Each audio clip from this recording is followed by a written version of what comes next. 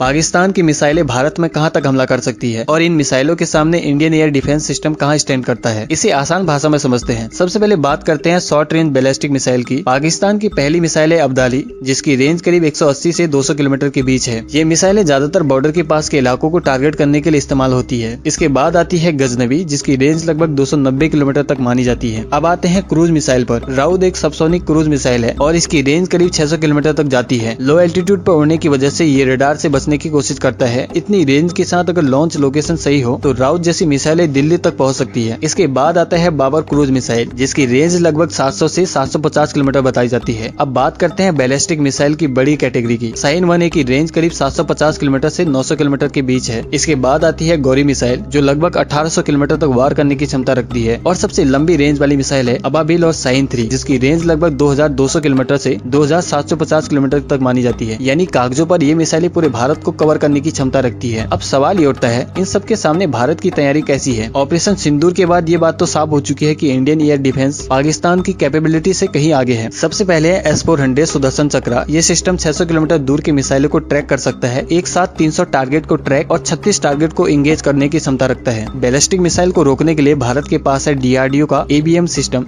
जिसमें पृथ्वी air defence और advance defence interceptor शामिल है। ये सिस्टम बैलिस्टिक मिसाइल को मिड कोर और टर्मिनल फेज में इंटरसेप्ट कर सकती है। मीडियम रेंज में भारत के पास है इंडिया इजराइल का ब्राग 8 सिस्टम। ये सिस्टम S-400 और आकाश एयर डिफेंस के बीच के गैप को फिल करता है और बाबर और राउत जैसे क्रूज मिसाइल को आसानी से न्यूट्रलाइज कर सकता है। और आखिरी लेयर आता है Akash surface to air missile system. ये सिस्टम ड्रोन, एयरक्राफ्ट और लो फ्लाइंग मिसाइल तीनों के खिलाफ काम करता है। बॉटम लाइन साफ है, पाकिस्तान के पास मिसाइलें जरूर हैं, लेकिन भारत के पास मल्टी लेयर्ड, इंटीग्रेटेड और मजबूत एयर डिफेंस नेटवर्क है।